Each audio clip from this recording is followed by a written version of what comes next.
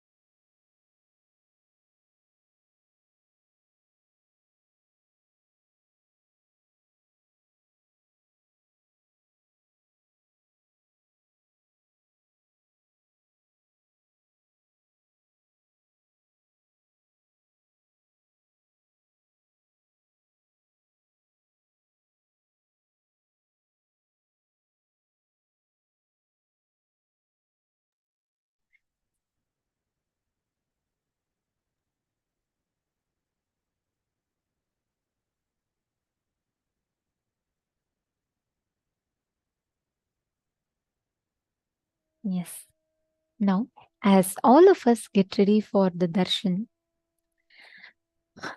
we wanted to take a few minutes to share with all of you, to continue sharing from what we were presenting yesterday to all of you. Each and every single initiation that we are receiving, each and every single gift that we are receiving, for one initiation, right? Just one healer's initiation, Swamiji has to go into that space of samadhi. He has to literally download all that sciences and he has to make it available for us. It's a lot of work for an avatar. Swamiji has healed millions of people out of so many diseases, so many things that people are suffering, healing them and walking them out of deadly diseases. But today, what society has given back to such an avatar who has given his everything to us, for us, is just so painful. I'll just share with you all about what happened exactly 4 days ago from today. We were sharing with you all about the Trishula Madhinam in the last 2-3 days, right? This is the current status of the Kailasa Trishulam, the very monastery campus and temple that Swamiji had set up to serve the people. That very place that Swamiji had set up to give free food to the people is being razed to grounds, is completely demolished. This was a Paramashiva's temple with everyday puja, everyday rituals happening there on 15th of August, the very day that actually celebrates Independence Day, where the freedom is celebrated. This is the status of the Hindu monks who are worshipping, who are living in that temple, having a peaceful life in that temple. And that temple is completely razed to grounds, completely destroyed. You all can see it is literally in pieces. There is no justice served.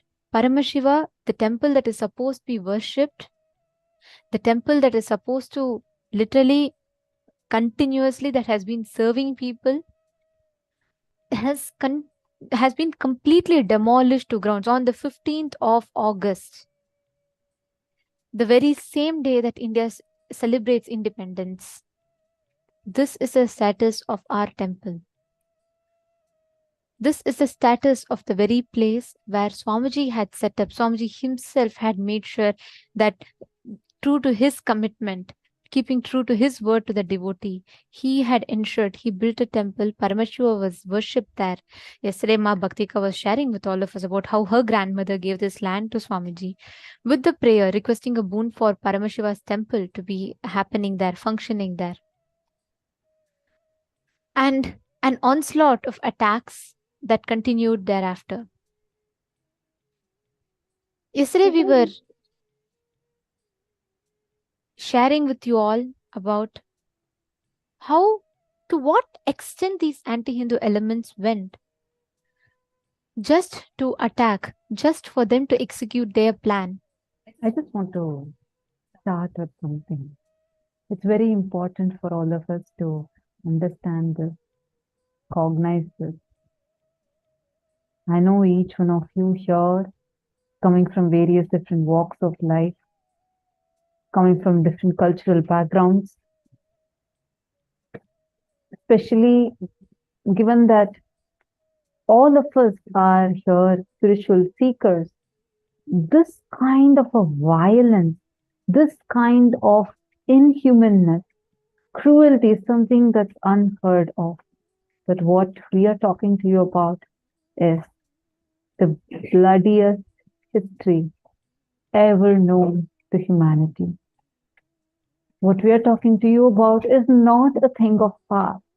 We are not talking to you about what happened few centuries ago, what happened few decades ago, what happened few years ago, or what happened even few months ago. We are talking about what happened just 4 days ago. We've been telling you this. It was actually 15th of August, 2023, when all of us were here enjoying the Paramashivoham program. In India, it was the Independence Day, and everyone were remembering the sacrifices that our ancestors did to get that independence, and a lot of celebrations were happening. It was a government holiday. In Kailasa, Trishulam, which is in Chennai, the services were continuing. The Go Puja happened. The rituals were continuing. Annadan was continuing, free food offering.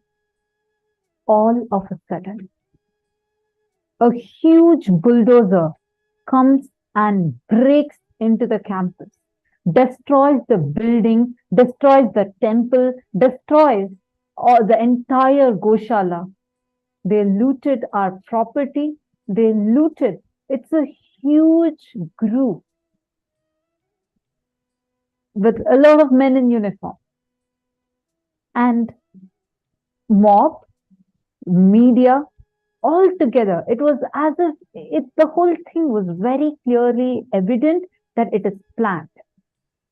A huge mob comes and attacks. They drove away our entire Goshala, the cows, the cattle that we had. They started harassing the sannyasis that were living in the campus. All of this are happening on the day of independence, when we are supposed to celebrate, remembering the sacrifices of our ancestors and celebrating our independence. But this is what was happening on that very day. And this is happening, especially, you need to understand, we are talking about what's happening now, right now. The sannyasis that are there are not having the protection.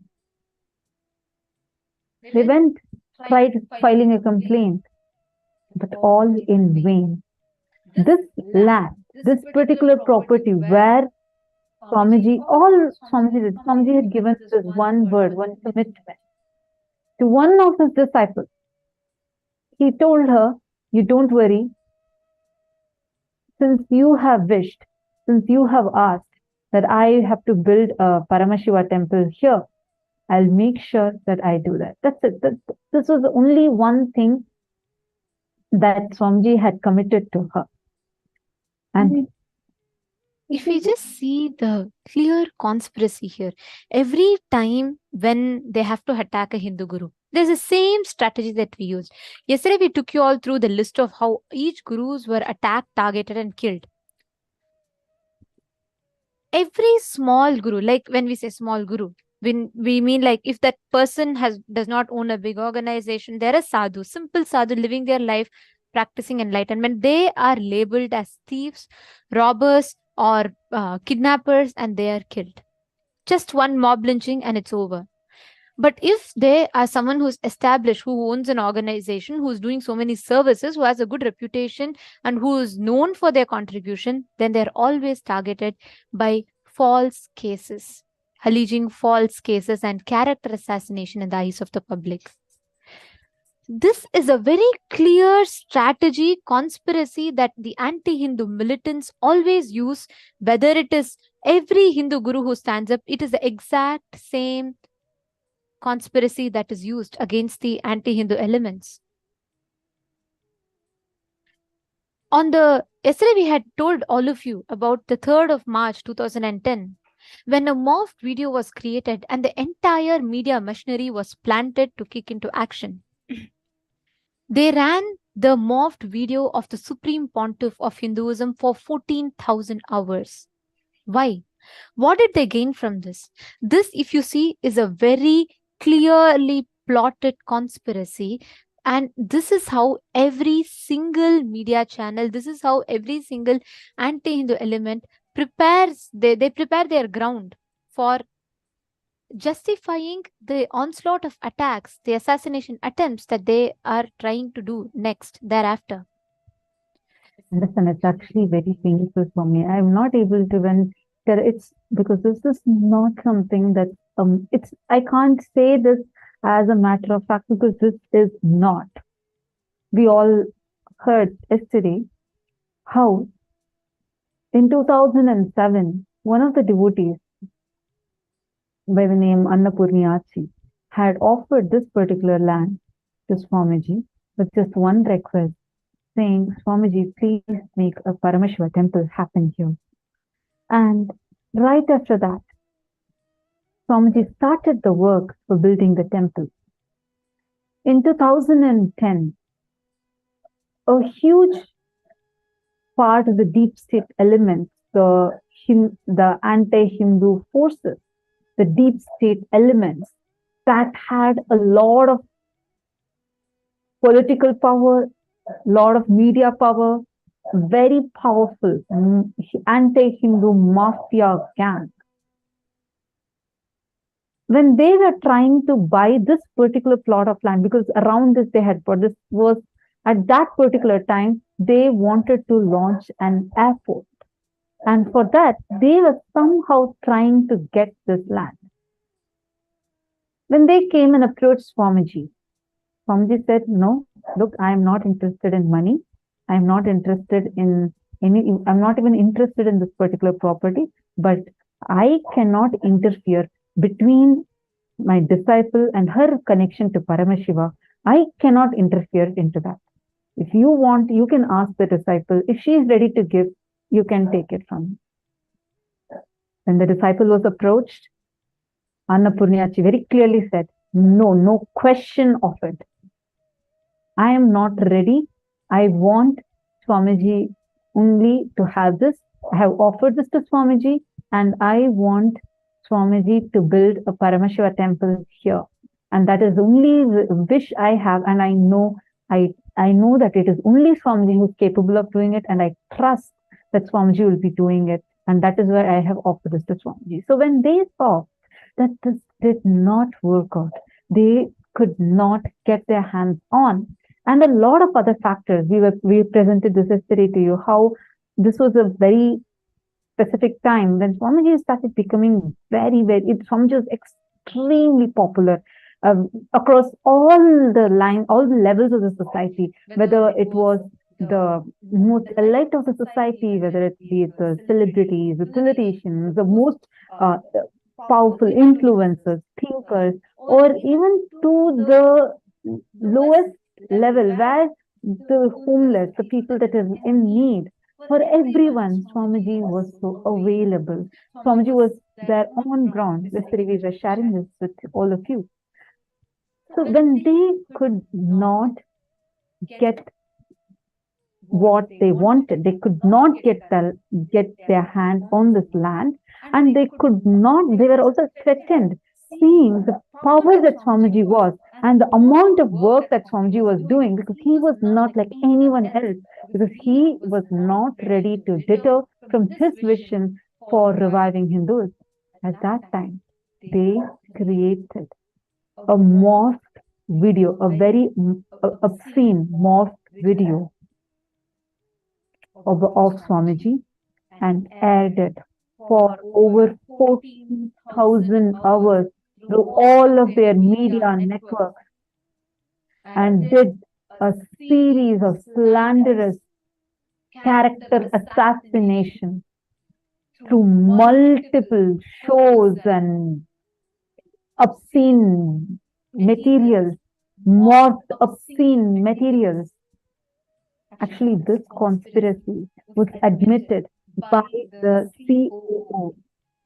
COO of Sun TV. This was the main network, which was one of the top key players, conspirators, who did this whole attack, because all they were looking for is one, they somehow wanted to get this land, and they wanted to attack Swamiji because this whole group is an anti-Hindu terrorist group. We have a video where Hansraj Saxena, who was the Sun TV CEO, he confessed how Actually, this Sun TV is the very same channel that had worked actively on spreading this morphed video content, and much after this video came out, and it was continuously circulated on all of these platforms. See, if you understand the strategy behind this, all the anti-Hindu elements got together, joined their hands, so that they can first create a ground to justify.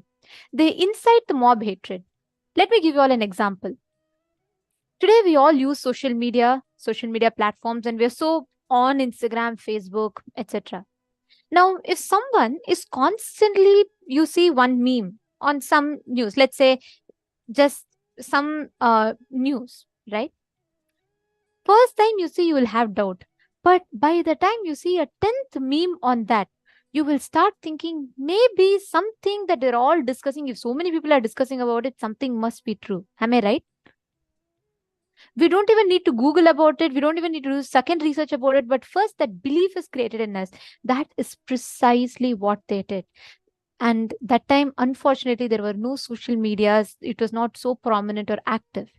And that is why they aired this continuously on all top channels. Sun TV had aired this doctored video, the morphed video of the SPH, continuously on their channel, and magazines had printed it and published it all at the same time. And we have a video of the Sun TV's CEO, ex-CEO Hansraj Saxena, who was part of this conspiracy. But after this came to light, and after so many different people who did the research on the video, they all confirmed that this video is morphed.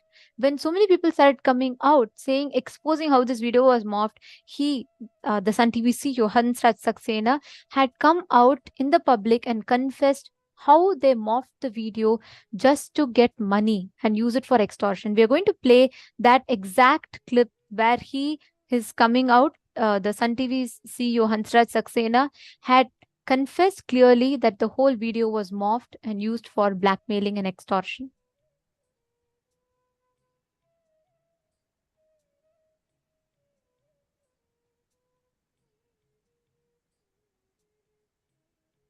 காசு கொடுத்தா நிப்பாட்டுவாங்க. என்ன அந்த news editor Raja and team தான் sir, அவங்க தான் sir பண்றது. அவங்க டீம்ல போனது ஒரு நெட்வொர்க் வச்சு தமிழ்நாடு ஃபுல்லா ஆட்களை வச்சு நியூஸ் எடிட்டரும் அவர் டிபார்ட்மெண்ட்ல இருக்கிற ஆளும் அவங்க பண்ண ஒரு மிரட்டல் நாடகம் தான் இந்த நித்யானந்தா. அந்த நியூஸ் டிபார்ட்மெண்ட் எதுவா இருந்தாலும் காசு கொடுத்தா போடுவாங்க, காசு கொடுத்தா நிப்பாட்டுவாங்க. என்ன அந்த news editor Raja and team தான் சார், அவங்க தான் சார் பண்றது. அவங்க டீம்ல போனது ஒரு நெட்வொர்க் வச்சு தமிழ்நாடு ஃபுல்லா ஆட்களை வச்சுக்கிட்டு ஒரு ஃபேக்டரியை போய் கவர் பண்ண சொல்றது. ஃபேக்டரியில இருந்து கழிவு நீர் வருது, மக்கள் பீதியில இருக்காங்க, அவஸ்தப்படுறாங்க, 2 கழிவு இருமுற மாதிரி ஷாட்டை போடுறது. மறுபடியும் பின்னாடியே ஒரு ஆள் அமைச்சு காசு பேசி பேரம் பேசி வாங்குது. இப்போ நித்யானந்தா கேஸை பொறுத்த வரைக்கும் ஒரு பெரிய பிரளயமாச்சு சன் நியூஸ்லையும் சன் டிவியை பொறுத்த வரைக்கும். அதுக்கு கூட சாக்ஸ் பேர் தான் அடிபட்டு இருந்தது இல்லைங்களா? ஸோ அந்த நித்யானந்தா கேஸ் பர்டிகுலர் அதை பற்றி என்ன சொல்ல விரும்புறீங்க? இது வரைக்கும் எவ்வளோ வழக்குகள் போயிட்டு இருக்கு. இவங்க கலாநிதி மாறனும் நியூஸ் எடிட்டர் ராஜாவும் சேர்ந்து இதை போட்டு அது பெருசு பண்ணணும்னு முடிவு எடுக்கிறாங்க. நியூஸை போட்டு அடின்னு அடித்து அந்த நியூஸ் டிபார்ட்மெண்ட் ஆட்களை நித்யானந்தா கிட்ட ஏதோ வசூல் பண்ணணும்னு ட்ரை பண்ணி எல்லாம் பண்ணது அந்த team.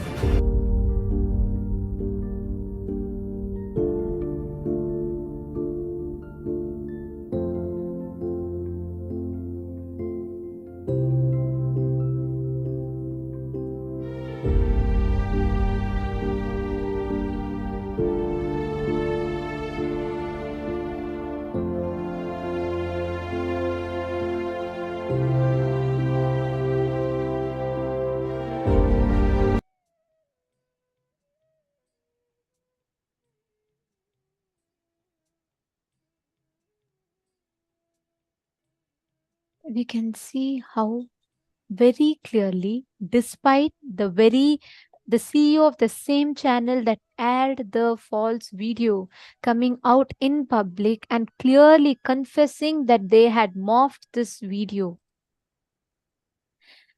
the conspirators, the anti-Hindu media elements were so well prepared with their strategy. They were so clear. Their only aim was to eliminate the Supreme Pontiff of Hinduism. Why? Because Swamiji was a very clear voice standing up for Hinduism at that point in time. And Swamiji was voicing out continuously of all the attacks that were happening to Hindus. So many Hindu gurus were getting attacked continuously. But the anti-Hindu media mafia were so strategic and well prepared with their plan that they aired this video at the same time for 14,000 hours. You all can see here. Each channel, we have provided you all with the names of the channel and how many hours they aired this video again and again and again. When the video was clearly declared as it is morphed, when the video was clearly told it is morphed, and so many forensic labs came forward and established clearly how it is a morphed, doctored video. And after the very conspirator, one of the very conspirators who blackmailed Swamiji and who confessed clearly that it is a morphed video, even after that, they still continued to air. The truth was not even reached to the public.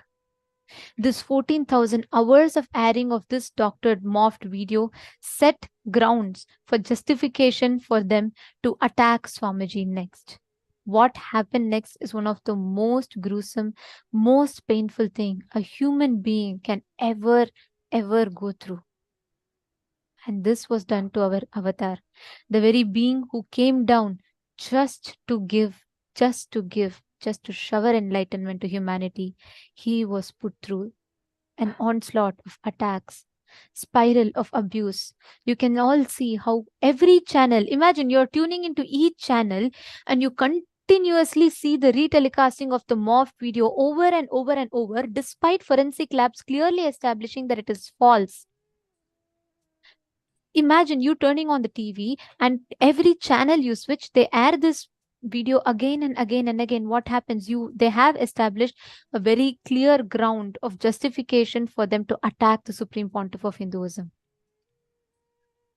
This is a strategy that they have been using on us. Yesterday, all the examples that we saw, all those are the examples of people that they successfully attacked. But understand, the last lamp of Hinduism is Swamiji. To attack Swamiji, it's a very clear conspiracy. One side, they first tried to blackmail and extort 100 crore money. And they tried to grab the land. When none of these Swamiji budged for, they launched a series of slanderous attacks, horrifying character assassination to incite mob hatred and violence.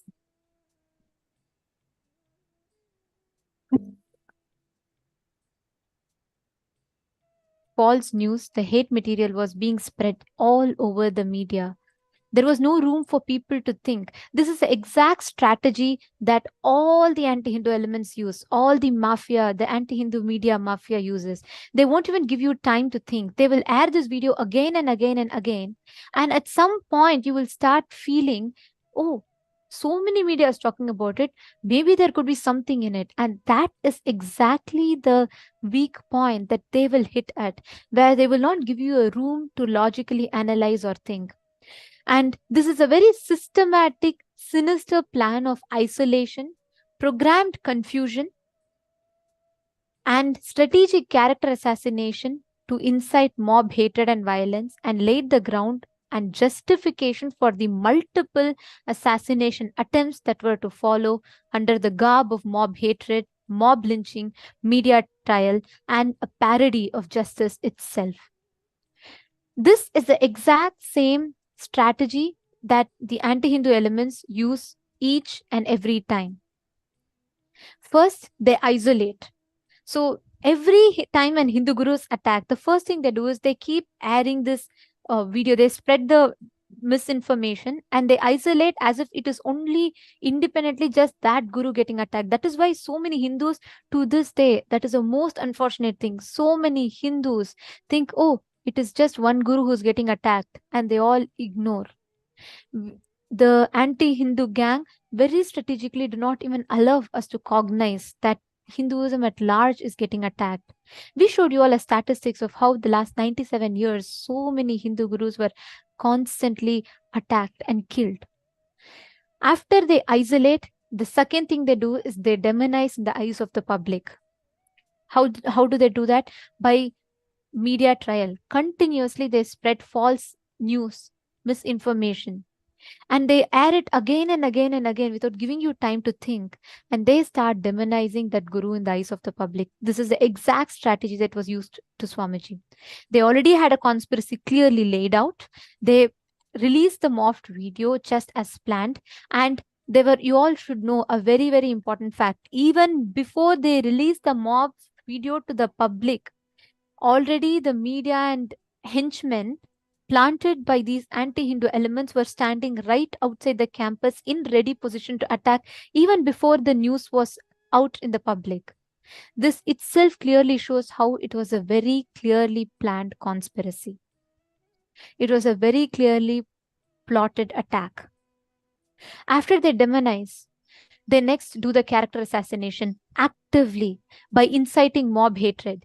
They next create programmed confusion, means nobody understands what is happening. They incite mob hatred, take the mob and leave, and the mob destroys everything. Nobody will even know what is happening.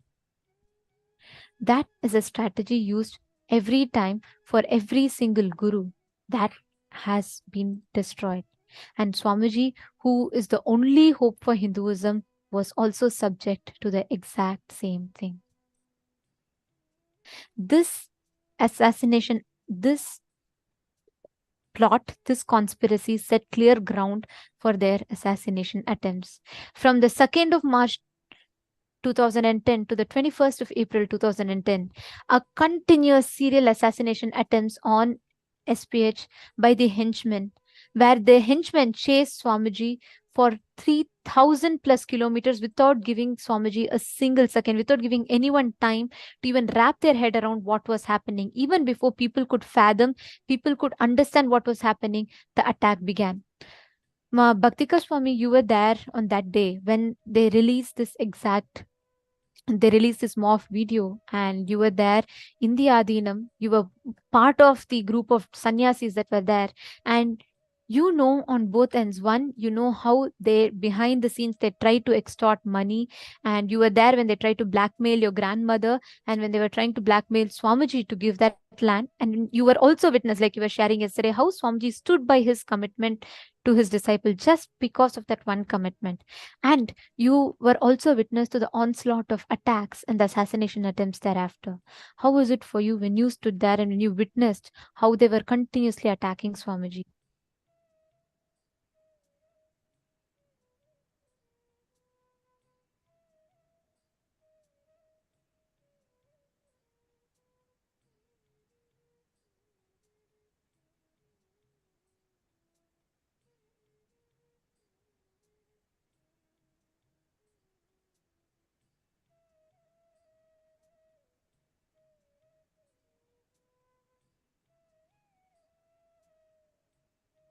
For the technical glitch, looks like there's a small audio issue that participants are not able to hear Ma Bhaktika Swami as she's fixing it, and she'll be right back with us. But I just wanted to show you all, just to summarize what Ma Bhaktika Swami is sharing.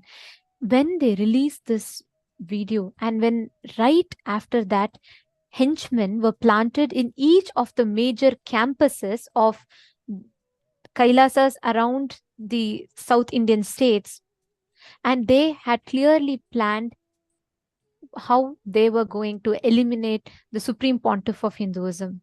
I just wanted to tell something very important over here.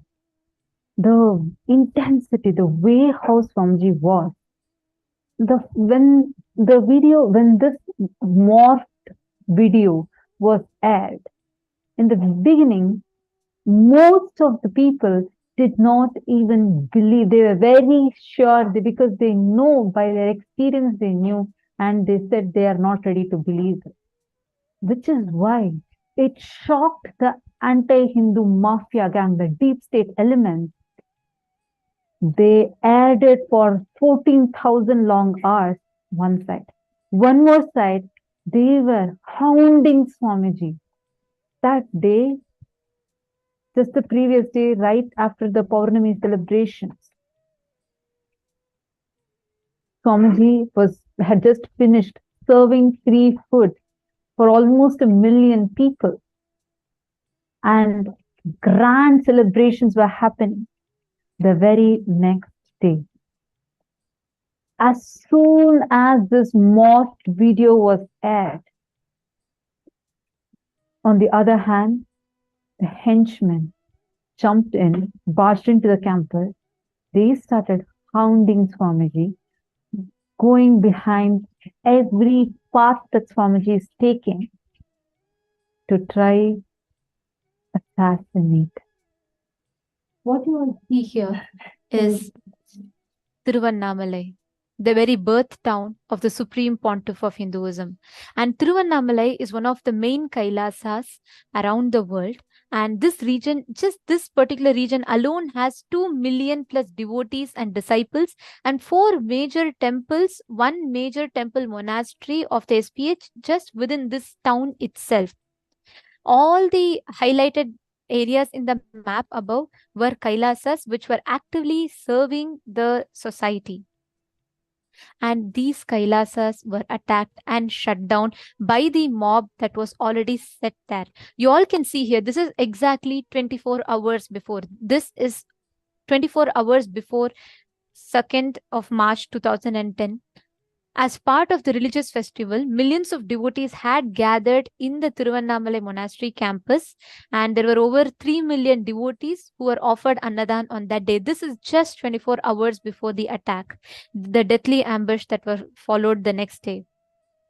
You all can see millions of people gathered there and how they were all fed the Annadan. This is the crowd, the picture of the crowd that you see right after that on 2nd of March 2010.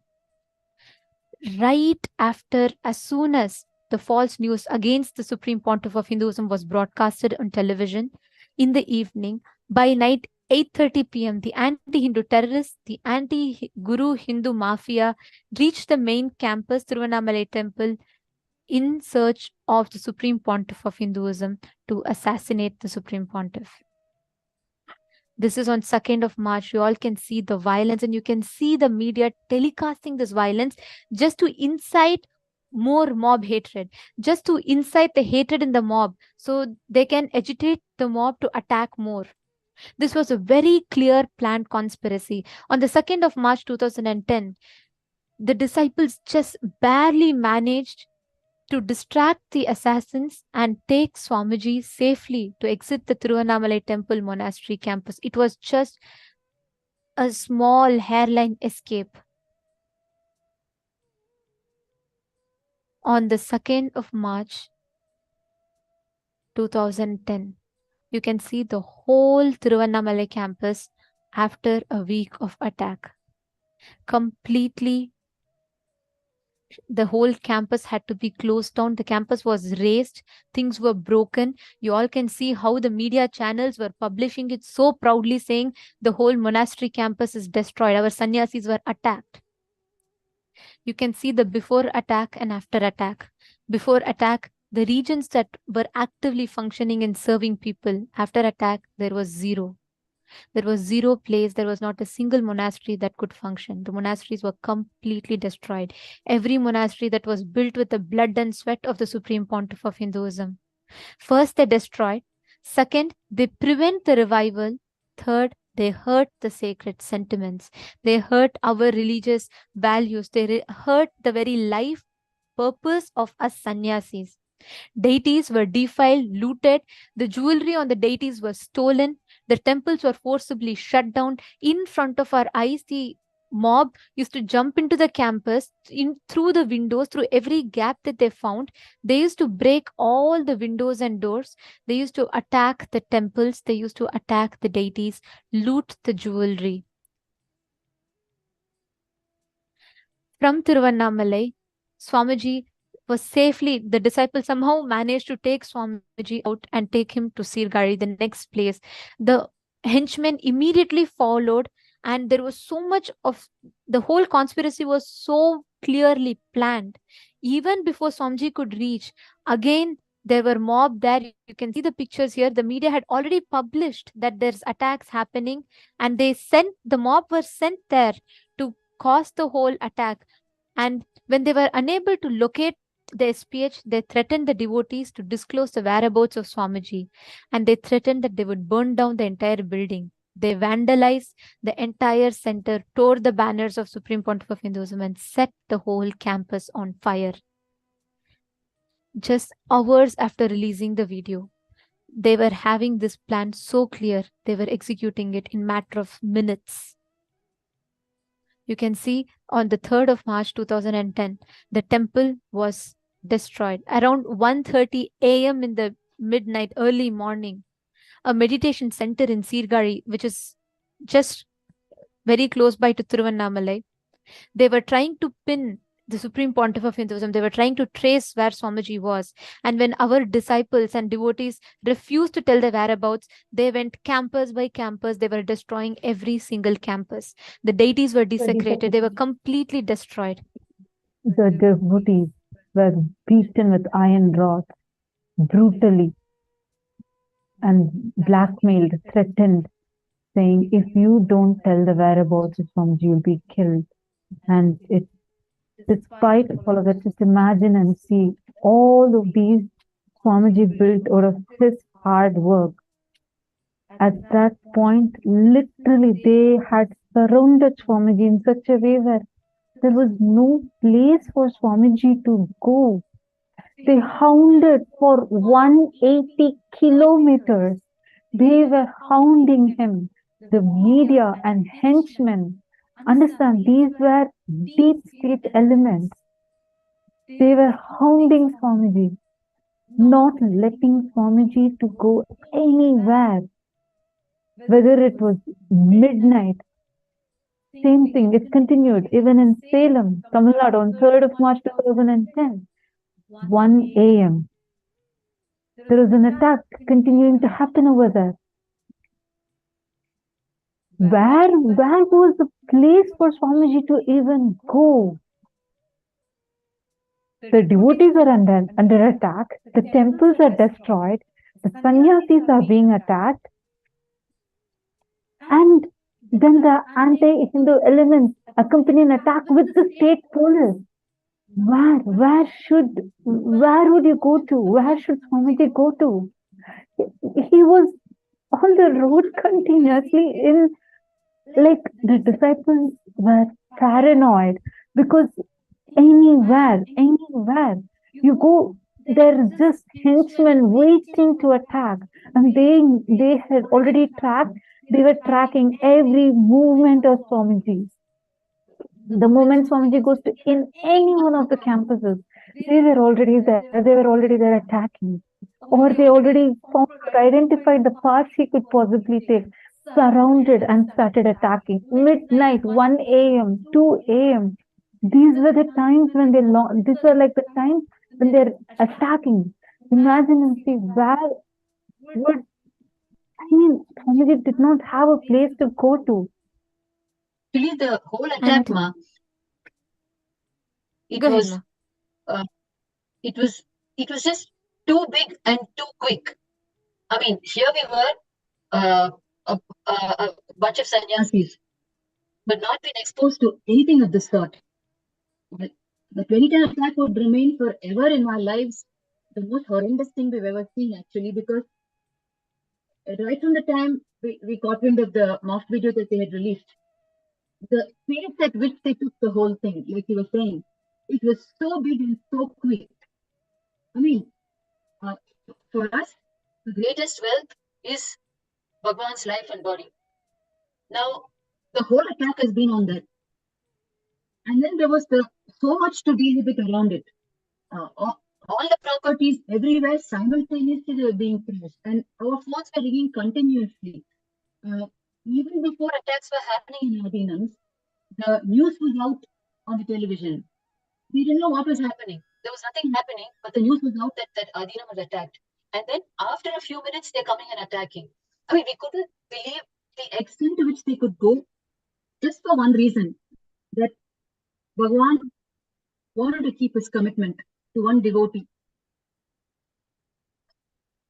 They were the ones who created the false news. And then the way they stretched it, I mean, we were just, we didn't know, our focus was on, is Bhagavan safe? Because we were continuously getting blackmail calls to tell where Bhagavan is.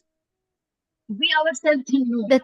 We just didn't know. I mean, the group that was traveling with Bhagavan somehow secured his body. We were not in touch with them continuously. We didn't know because we had so many things to deal with in Adi Kailash. The whole place was burning. And then there was eternally media at the gate. And media had already jumped over and come in. It was used. I can totally understand what you're saying, Ma. Because right now, even for all of us, when we all see that Swamiji is not physically available for the humanity anymore, how painful it is. Swamiji is just there. Swamiji is still making himself available despite of all the attacks on two-way. But still not having Swamiji physically being in Swamiji's breathing space for the humanity, it's one of the biggest loss. When an avatar is available, not being able to access him is the biggest loss. And imagine at that time, continuously attacks. None of the disciples knew where Swamiji was. They didn't even know if Swamiji was safe. They didn't even know. They're only seeing all the news in the media. And continuously media is inciting so much of hatred. The sannyasis kept receiving calls, threats, messages. You all can see here how very clearly planned it is. Here from Tiruvannamalai, when the attack started, already Sirgari was attacked. And at the same time, at 1 a.m., Salem was the next place targeted. You all can see the map here. And same moment, at the same time, Salem was attacked on the 3rd March 2010, 1 a.m. Who will you turn to? Public is distressed. The devotees are under attack. Temples destroyed. Sannyasis attacked. The most important fact, none of us knew where Swamiji is. Is he safe? What can we do? We had no answers to these questions. There's so much of attacks. We didn't know what is happening. We didn't know if Swamiji is having a place to live. There are millions of us, yet nobody could do anything to protect Swamiji. We could not do anything. The mobs were planted every single place. The henchmen were there. Here you can see sharp 1 a.m. How in all the places at the same time the mob will attack. And the most important thing, in all the places, media were already there, ready to stream the whole attack live. How was that possible? Exactly. They were very clearly planned. The media was purposely planted along with the henchmen in each place just to incite the mob hatred. The temple monasteries were shut down at the same time. You can see the hatred. You can see the amount of hatred that was incited into the mob. Understand? These were not public. The public people did not do any of these. The moment the mob video was aired, immediately in every of these monasteries, these groups, the henchmen were already plotted, planted, and immediately they started this attack. They started a series of hatred, violent attacks. It was horrifying. It was horrifying. Imagine and say none of us even knew where Swamiji was. It was literally terrifying. Where would Swamiji go to? Every place which Swamiji built out of his hard work, every place was getting attacked. Just imagine the one who gave shelter to millions was on road getting attacked. So many people, so many devotees and disciples could do nothing. It was a series of attacks, one after another that was continuously happening. There's something here to note. The media kept using the word public is angry, public is hating. You all can see here, this is a clip from one of the media where it was one particular group of mob, a youth organization, a so-called youth organization, which was brought there to destroy, break the name boards, to tear the banners, to destroy, to burn the temples. And the media would continuously show as if all the people of the place gathered together. It was not true. You all can see it is the same group of mob that were planted there. The henchmen were planted there. Many people were paid to come there and just to break things. And the henchmen were planted there so that people believe as if everyone is hating.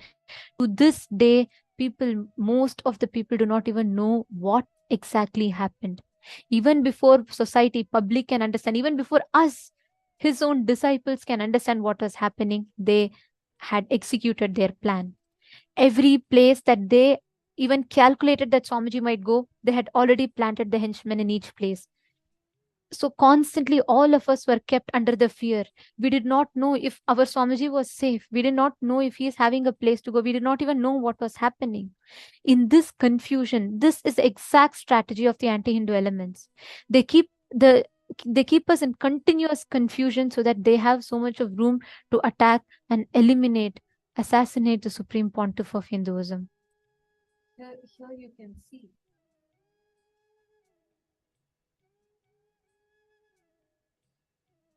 the mob. When we use the word mob, it was a group of henchmen that were deep state elements. You can very clearly see over here. It is that one group of people that are creating the same type of chaos, same type of attacks, exact same weapons, exact same style of attacks that were used everywhere. All of them were part of this one group. All of these were paid henchmen who were very clearly planted to attack at the same time. It's a very clearly planned strategy. When the newspaper publishes a youth group, don't think it is some NGO, some public who are feeling affected and who came. No, you all should know. It is the same. The so-called youth groups are criminals.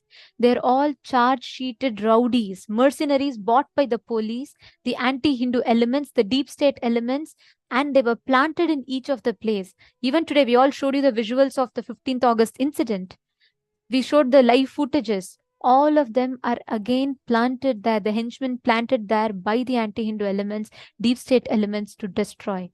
They all wear the mask of public, but they're not public.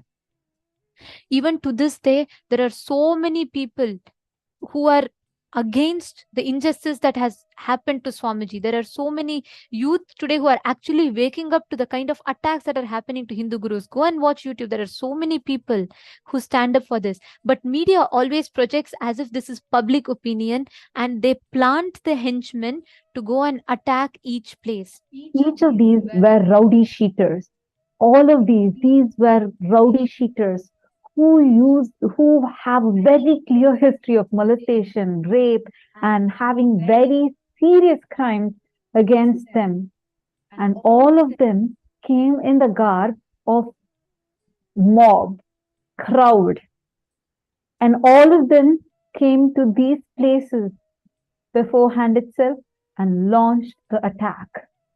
Imagine and see, and this was happening, and this is the same time Swamiji did not have a place to go to. They were, one more side, they were continuously tracking Swamiji and going behind and attacking continuously. Is the very same temple that Swamiji used to serve the community. Just here is a picture of Salem Adinam just before the attacks, the services that were happening, the community services, offering puja, homa, healing to people, conducting classes, pujas, and that exact same Adinam was razed to ground. The next to follow was Rasipuram. The henchmen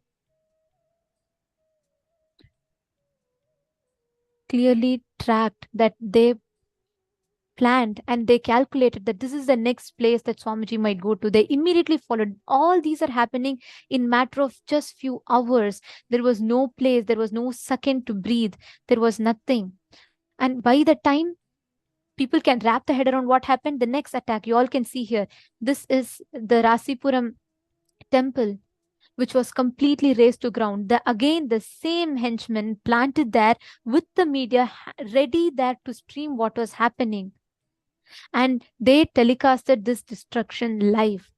As the mob got into the campus, our women were raped, they were assaulted, the sannyasis were beaten with stones. Everyone were threatened to tell where Swamiji is.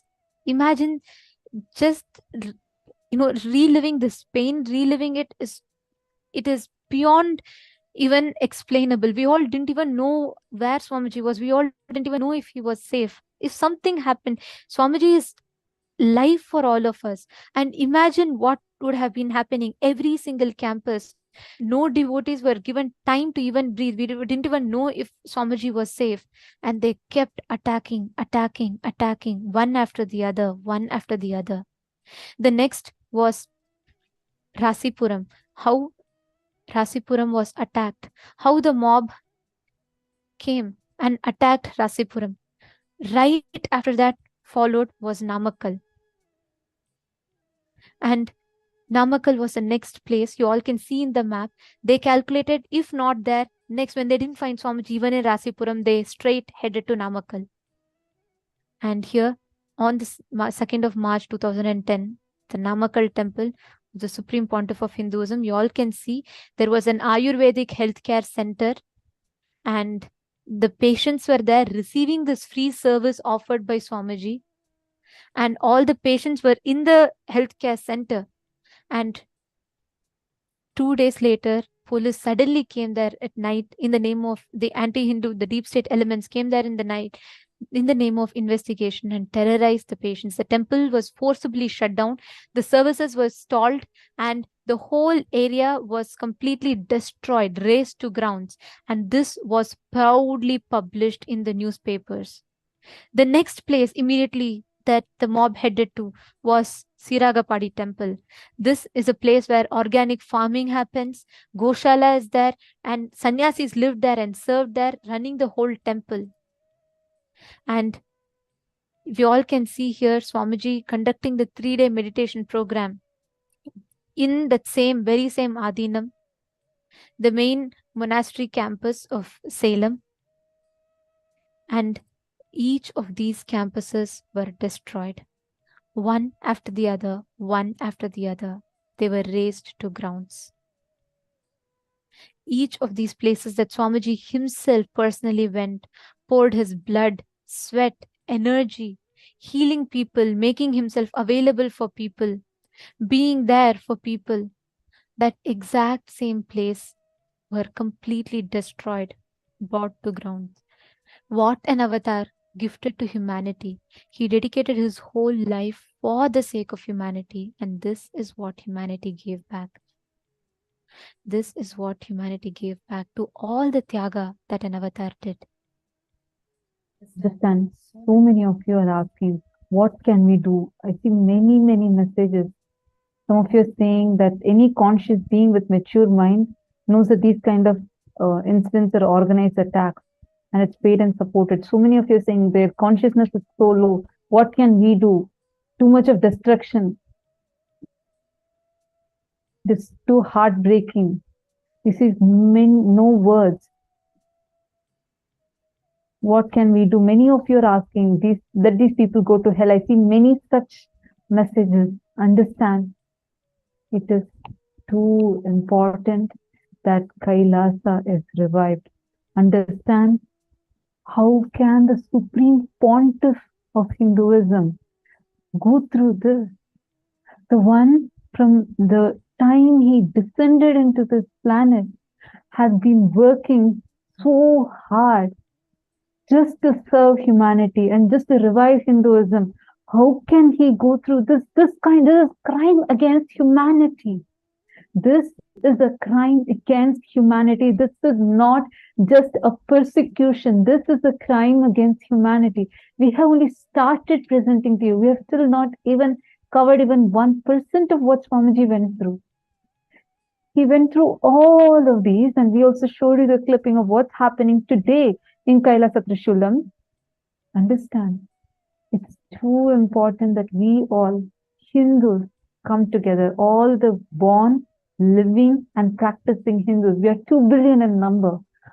If we come together, our power is enormous. But right now, unfortunately, because of centuries of attacks and the Hindu Holocaust that we all have been subjected to, we have been so deeply persecuted, consciously raped, that we have lost even the strength of our very identity right now. When our Supreme Pontiff is getting attacked like this, Hindus are standing spineless. It is high time. How can in such a modernized day, when we all are saying we have access to so much of information, social media is there, how can this happen in broad daylight? How can this kind of an attack even happen?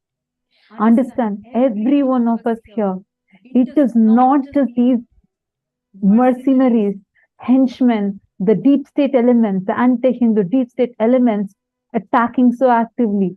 It is our criminal negligence. We all the Hindus need to come together. We need to unite.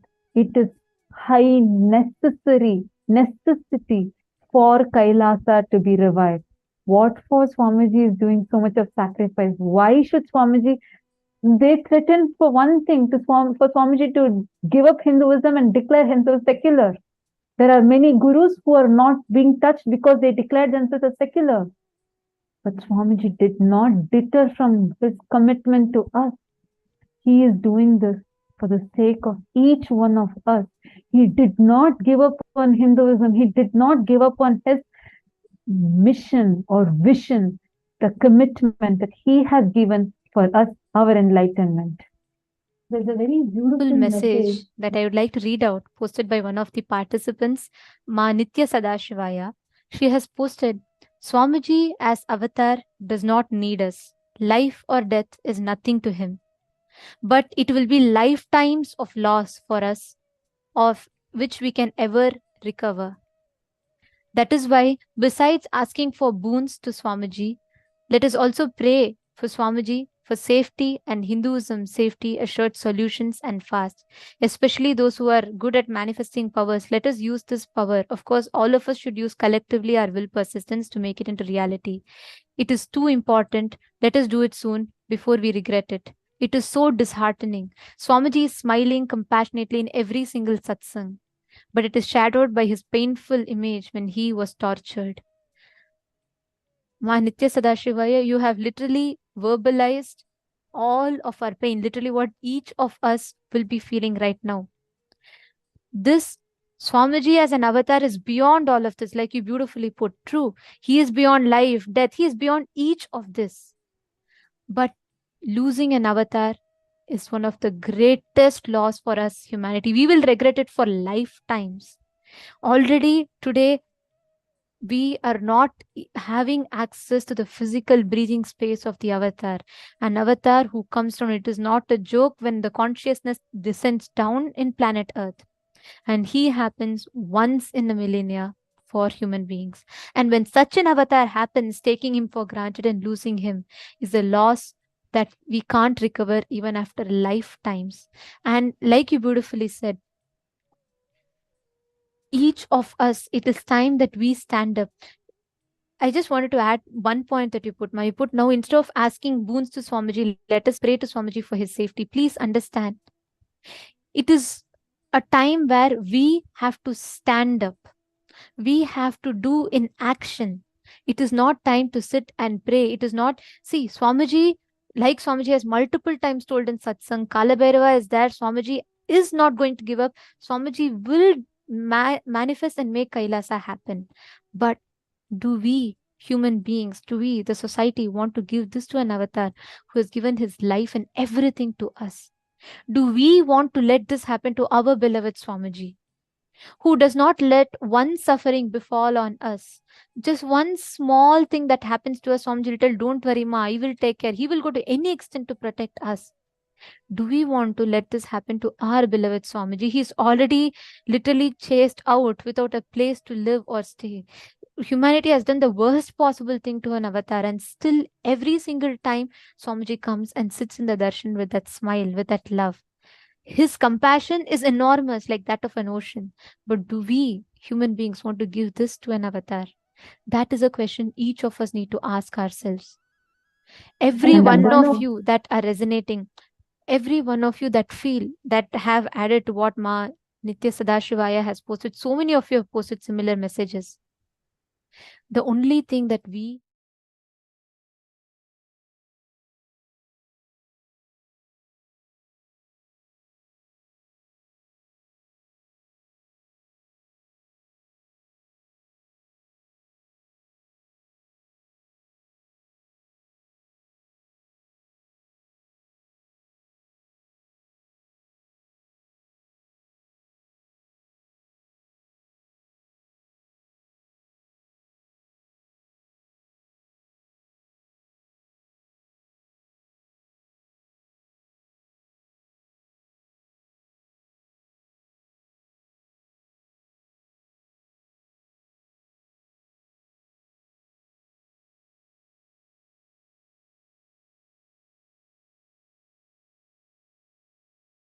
the dharma.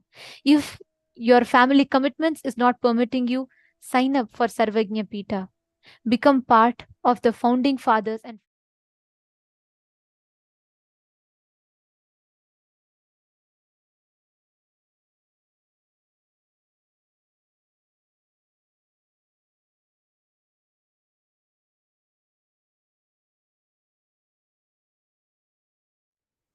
we urge every one of you to sign up to become a part of this cause. If you are able, if you are willing to stand up, use this as an opportunity. Stand up, become a sannyasi. If your family commitments is not permitting you, then at least become a part of Sarvagnya Pita. Become a part of this Kailasa. Become a founding father and a founding mother. Take a few minutes, sign up, become a part of the solution. Kailasa is Swamiji's commitment to humanity. He will make it happen. But we, as the humanity that needs the avatar, let us not allow this to happen to our beloved Swamiji.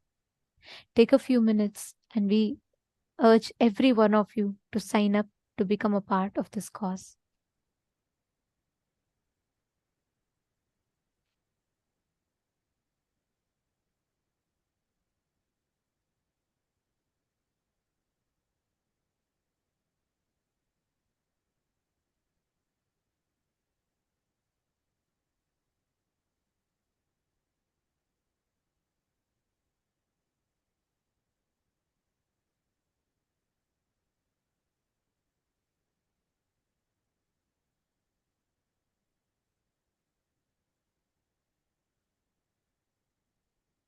If you have an intention, you think, yes, I want to be a part, I want to do something,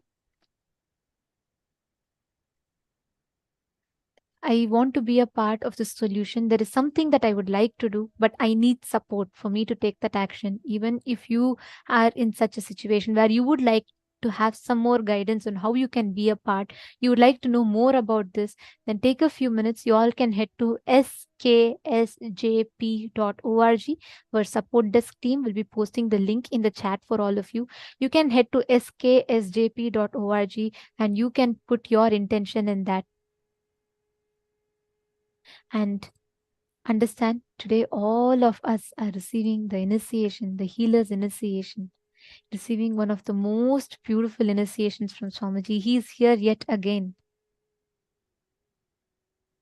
to manifest, to give us this experience, to manifest all that we want for us. All we need to do is just be a part, just receive it, and let us not do this to an avatar who has made himself available. Even today, Swamiji is here again to give us the darshan. and to initiate all of us into the healer's initiation. As all of us are going to be receiving the healer's initiation today, I request every one of you, let us all become part of the collective solution. And now, let us all get ready to receive the darshan. We request all the participants to settle down. Let us all remember the Sarva Parityaga, the Tyaga that an avatar has done to be here with us, and never take the avatar for granted. Let us connect. Let us get ready to receive Swamiji, to receive Bhagavan Jvarabhagana Murthy, the ultimate manifestations of Paramashiva. We request all the participants to please sit straight with your head, neck and spine in a straight line.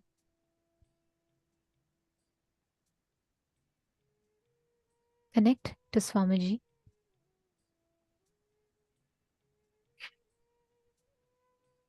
And we will now be chanting the Dhyana Shloka of Bhagavan Jvarabhagana Murthy. Shri Rama Saumitri Jatayuveda Shadananaditya Kujarchitaya Shri Neelakanthaya Dayamayaya Shri Vaidhyanathaya Cha Namah Shivaya. I salute to that God, Paramashiva, who is the king amongst the physicians, who is worshipped by Rama and Lakshmana, who is worshipped by Jatayu, who is worshipped by Vedas, who is worshipped by Bhagavan Subramanya, who is worshipped by the sun god, who is worshipped by the Mars god, who is worshipped by having the blue neck, and who is a personification of compassion. I bow down to that Vaidyanatha. Now, in this same space, let us all get ready to receive the darshan of Jvarabhagana Murthy. Please sit straight. Chant the Mahavakya. Om Nithyananda Paramashivoham. Om Nithyananda Paramashivoham.